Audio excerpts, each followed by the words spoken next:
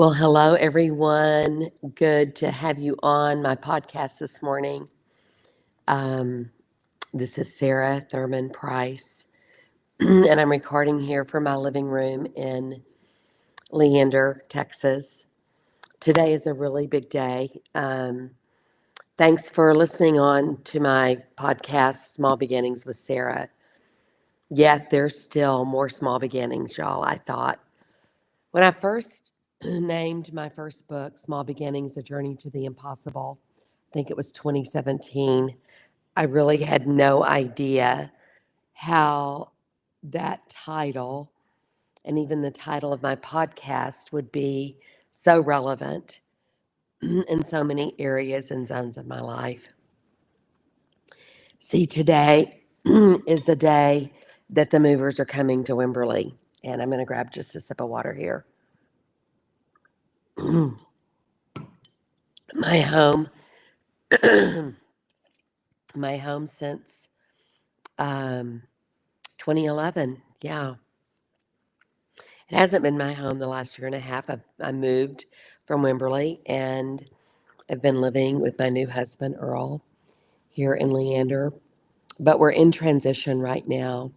And I titled my podcast today, Letting Go and Moving Forward, Lessons from the Ancient Ones. I've done a lot of reflection and a lot of thinking over the last really few months, but the last few days. I wanted to record in Wimberley today, but I've already disconnected my Wi-Fi, and I knew that it would not be a strong signal, and I would get frustrated because it would not be good. I wanted to sit on my back deck, and I'd be crying probably and reflecting on what was, but also letting go of that so that I can get what is to be.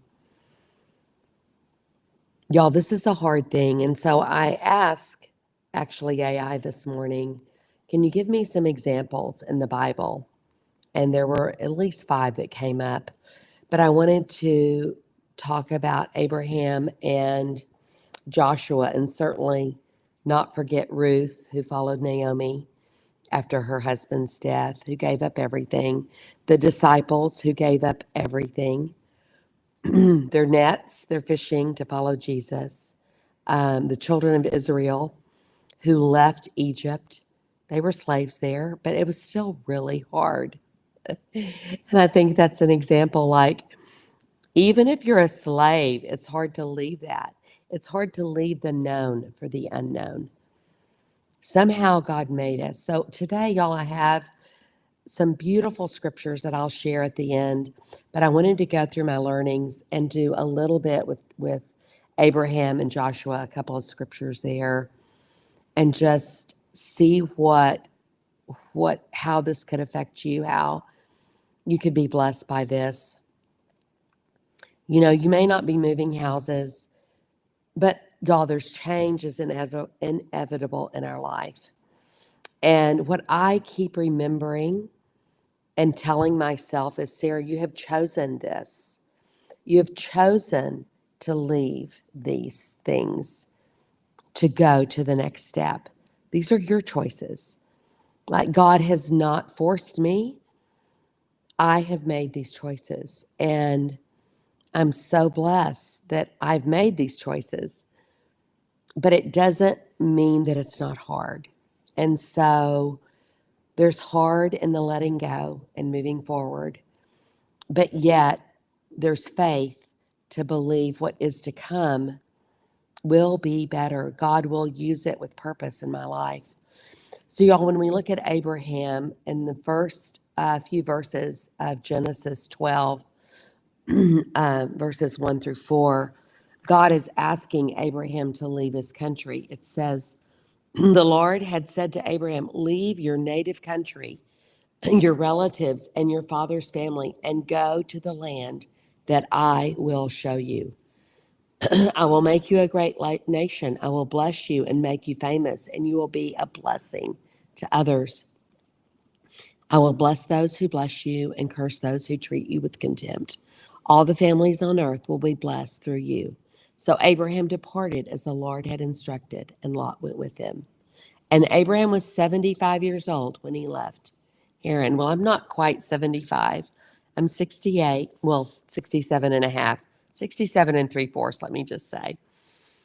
And y'all, moving is hard. And Earl and I are moving into a neighborhood where there's a lot of moving happening. It's a 55 plus community. The people that we are buying our house from in Sun City lived there for 18 years, and now they've moved out of state to live with family because of aging, right? So sometimes we think, oh, I'm not going to move, like I'm just going to keep living, but here in this place. And I could have, y'all, kept living in Wimberley, but I chose to marry Earl and I chose to move to Leander with him. And knowing that Wimberley was not the best place for us to live together. And God is opening up a whole new realm for me that I never knew.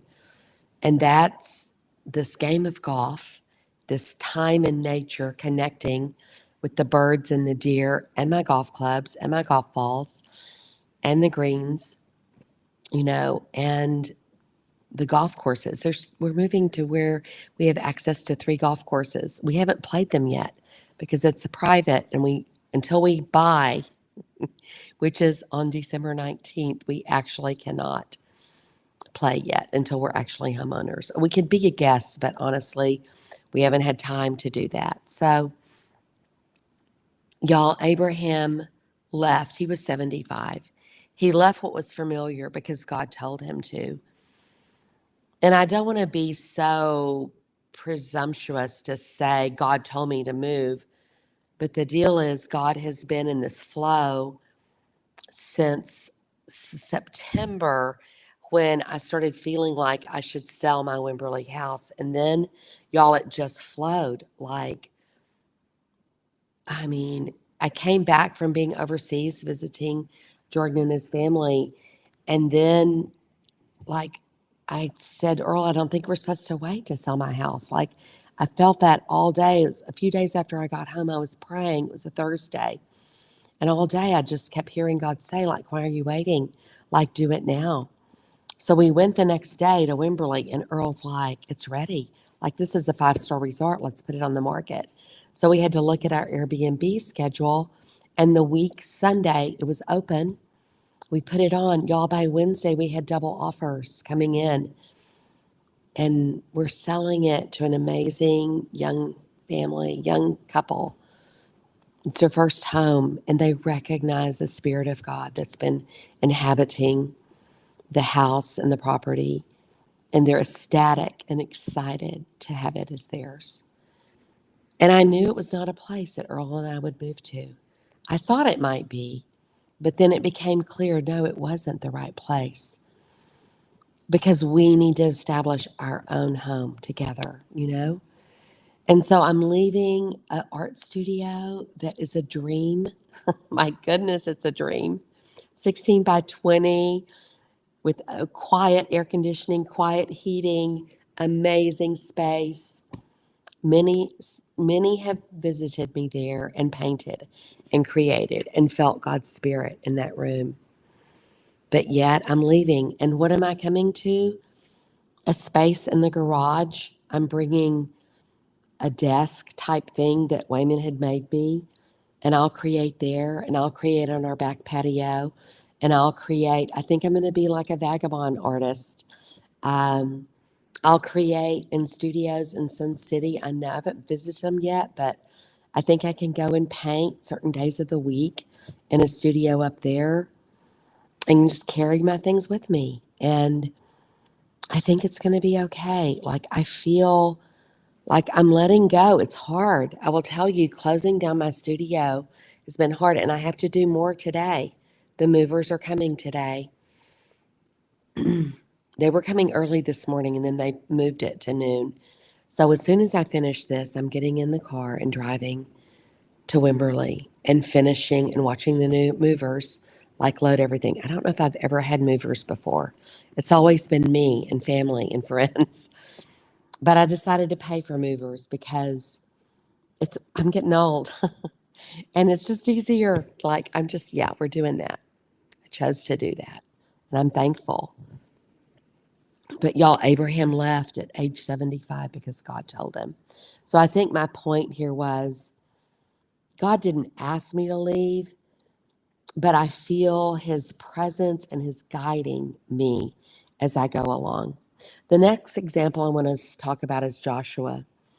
Y'all, after Moses died, Joshua had to keep going, and he stepped into a future that he didn't know. And Joshua 1:9, God says, "Be strong and courageous, for the Lord your God will be with you wherever you go."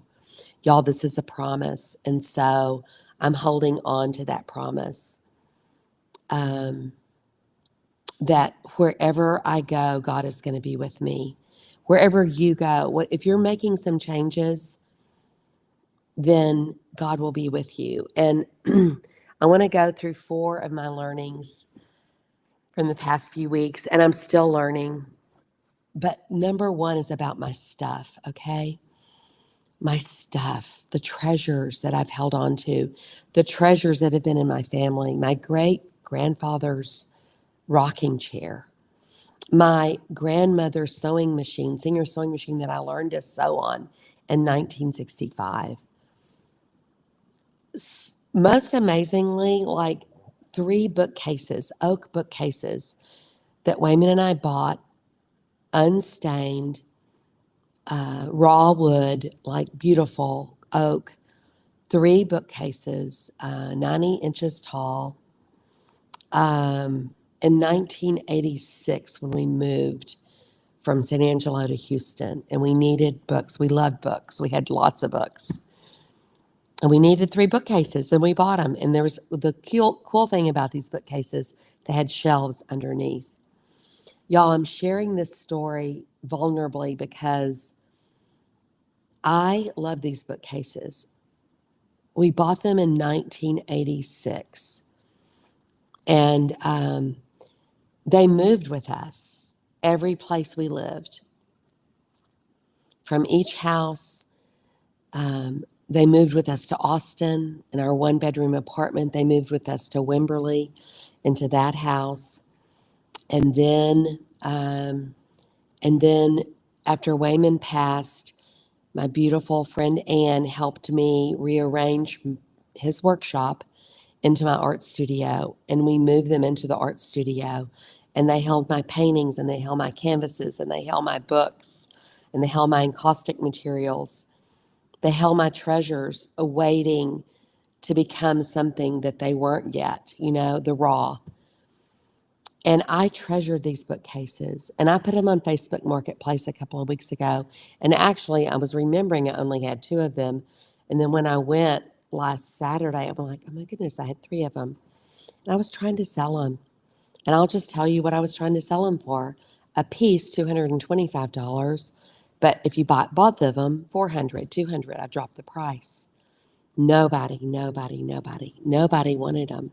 The price was too high, and I put too high of a value on them monetarily. Y'all, God is teaching me this, and I don't know what lesson is in it for you. Like I put it too high, and so they didn't sell. And we go there Saturday, and we're trying to clean out. And I don't know if you've moved lately, but you know, um, it's hard to let go of your stuff. I mean, and there was so much stuff. So we had a driveway sale for a few hours on Saturday morning until about 2 or 3 when it slowed down. I did not put signs out. All I did was put it on my Facebook and did a live. I'm like, I can't, and put it in Facebook Marketplace. I just can't. We were just trying to get rid of stuff. The garage was still full. The workshop was still full / studio. Even though I'd been giving things away, and my dear friend Suzanne came, and yay, so, well, so what happened is, y'all, I couldn't sell the bookcases. So Earl and I carried through the doors of the workshop, down the steps, around the corner, back fence, around to the front of the house, and put them on the driveway, 3 of them.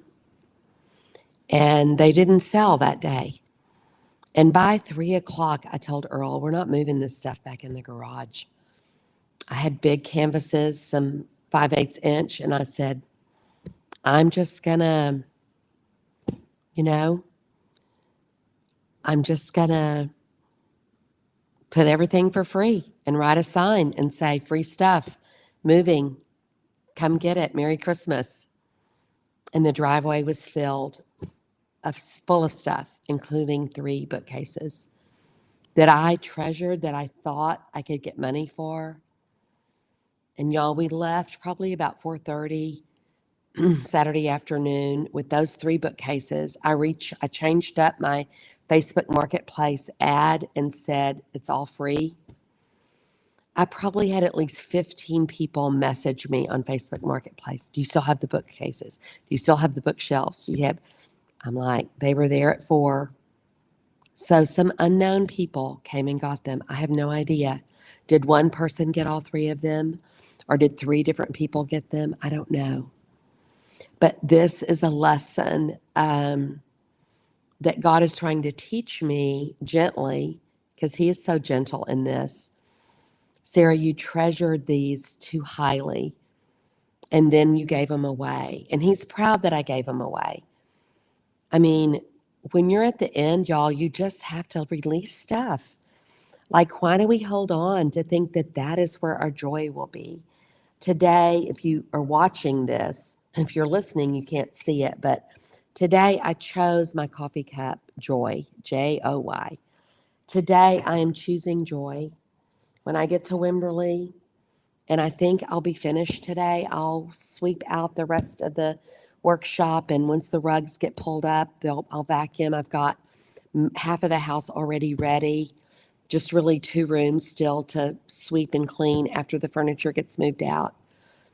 And I'm going to have joy today. I'm choosing joy, but y'all, I put too much monetary value onto these bookcases.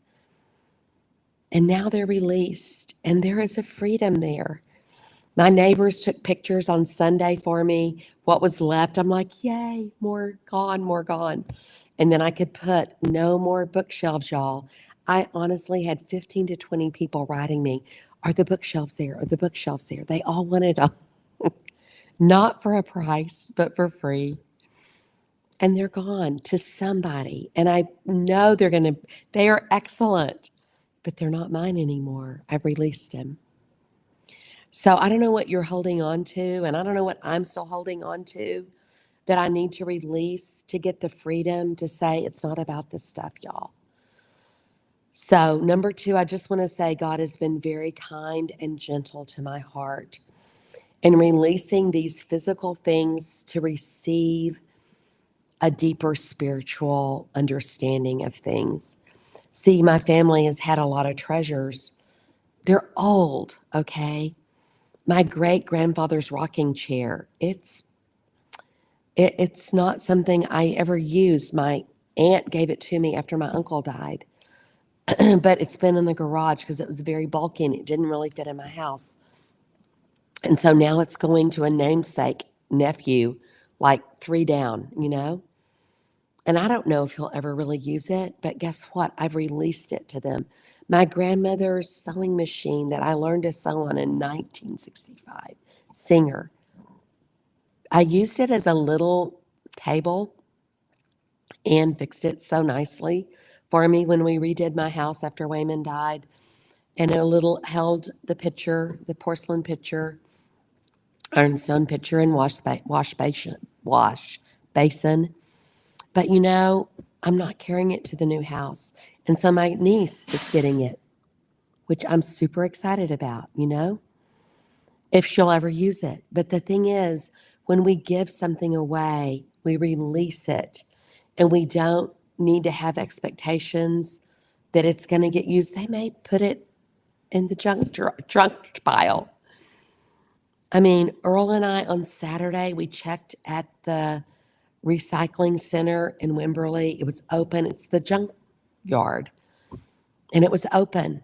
And we went to talk to them. And they're like, yes, we can't take paint, but we can take it and you pay by the cubic yard. And so we had chairs left that nobody wanted. And they were old. They were old office chairs. A lot of them I'd used in my studio. They had paint on them. My attendees sat in them. And it was a variety of chairs. There was a stool, a bar stool that was wood, but it looked like leather, but it wasn't leather. And it was sort of peeling on the edges. Nobody had taken it from the driveway. Y'all, we loaded everything up, tied it down, went to the dump, and for $25, Earl and I got to empty the pickup and drop it into this bin down below. It was a cool experience to say, done. I paid $25 to get rid of this. I was ready to throw the wooden bar stool in.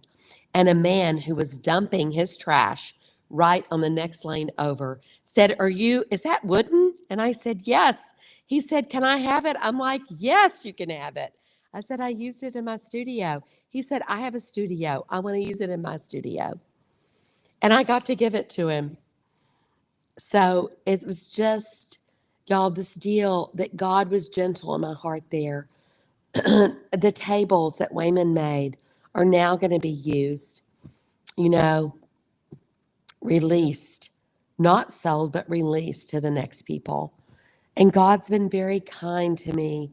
He knows that my heart aches for these things, but they're just physical. And He wants to give me the greater spiritual things in this process. My third learning is that the most perfect, beloved studio that any artist could ever dream of, I had in Wimberley for 5 years. And y'all, I'm releasing it. It's 16 by 20, air conditioned, heated, windows, natural light, space to store things, space to paint. Holy Spirit has been living there.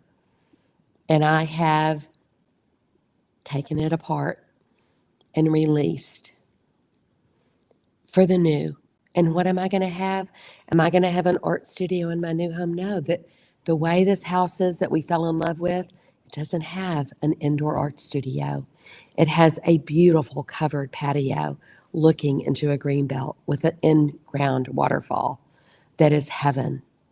And God has told me this is a place to commune with me and to gather people to commune with me.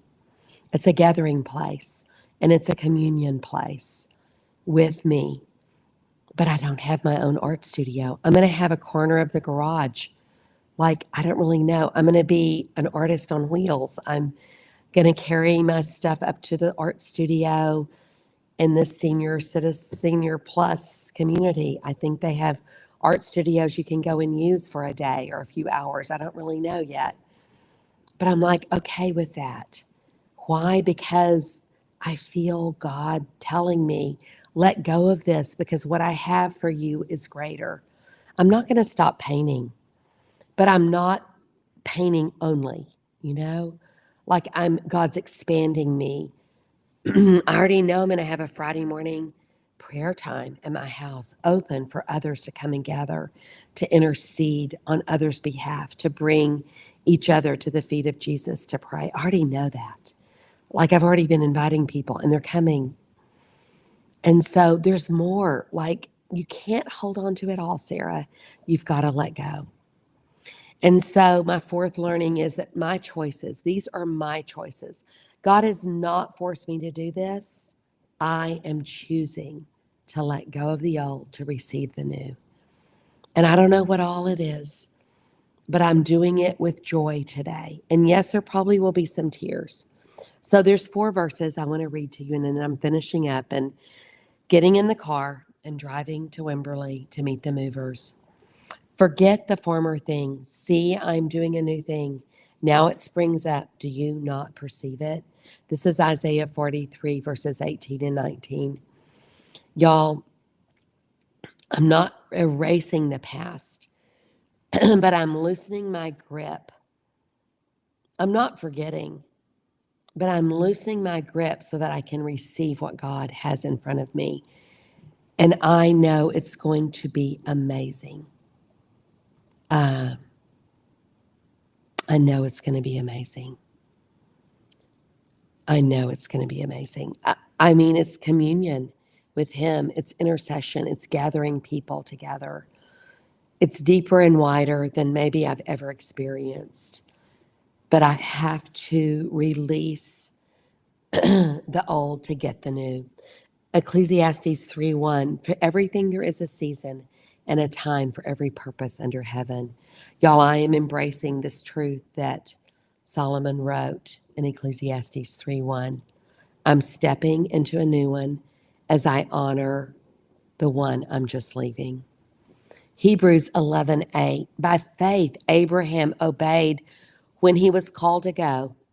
What I just read, from, I think it was from Exodus 12. Be sure. No, Genesis 12. It says, by faith, Abraham obeyed when he was called to go, not knowing where he was going. Y'all, I do know the house I'm moving to, and it's beautiful. God let me know that before I'm leaving this one. He didn't have to, but He has. So God walks with us, y'all, into the unknown. And there are a lot of unknowns I don't know, but yet He is with me. And the last verse that I'll share today is Psalm 121:8. The Lord will watch over your coming and your going, both now and forevermore. God is watching over me today. And I knew I was supposed to do this podcast today. And I pray it blesses you as I tell you it's hard, but yet God has given me anchor scriptures and anchor stories from the ancient ones who did it. Because He's got more. He's got today. His very presence is with me. And so today I'm choosing joy. My coffee cup says joy. When Earl left this morning and kissed me, he said, I hope you have a great day. Have fun today. And then he looked at me and said, well, it may not be so much fun. But y'all, I want to choose joy today. I want to choose fun, not to ignore my feelings. But I've done a lot of grieving. I've processed, and I know this is the right thing for me. I'm not regretting it. There's no part of me that regrets it. I am thankful for the memories. I'm thankful for the safe place. I'm thankful for the place where I've communed with God. I'm thankful for the wonderful place of healing that I've received there. I'm thankful that I've been able to release the stuff. It's hard. Oh my goodness, is it hard? But I've released it for others to have joy, for others to use it. And it's not about the money. My goodness, how I am learning that. Release it with freedom. And then God's blessings come, y'all. Yeah. So I bless you with whatever you're having to let go of to receive the new. You maybe all have some place, and it may not be an actual move, but it may be a friendship. It may be a family member. It may be grieving in a dream that you haven't yet received, and that you may not, this side of heaven, receive that dream. We're all in process, y'all, and God is with us. He's going to be with us. It says the Lord will watch over your coming and your going, both now, that's today, and forevermore. That's a promise into eternity, y'all. This life we get to live with Him, and this relationship with Him guiding us every step of the way. So I bless you. Thanks for listening. Share this if it's meaningful to you with your friends on podcast platforms, y'all. I love following to see who all's listening. I have some recent listeners that are listening right away in Israel. That blesses me, y'all, in Ukraine, in Russia, in Germany, in Mozambique, I know who you are there. In Canada, yeah, in many places all over the world. So, and in Texas and in California. So, y'all, I love you. Thank you. I pray this message from God blesses your heart with the hard things we have to do to let go of the old to receive the new.